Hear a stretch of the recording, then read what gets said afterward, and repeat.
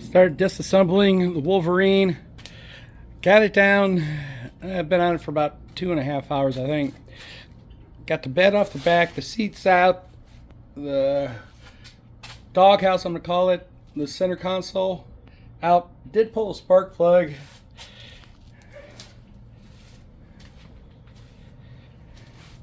Doesn't look too bad.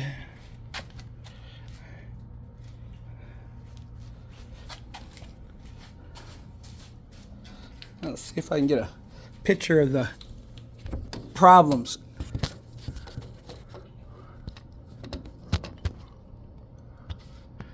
I don't know if you can see those pieces down there. That's part of the case knocked out. So it's got a window in there somewhere. I just can't see it. It's not that big. And the spark plug, I think the cap's off. It's got a dimple in it.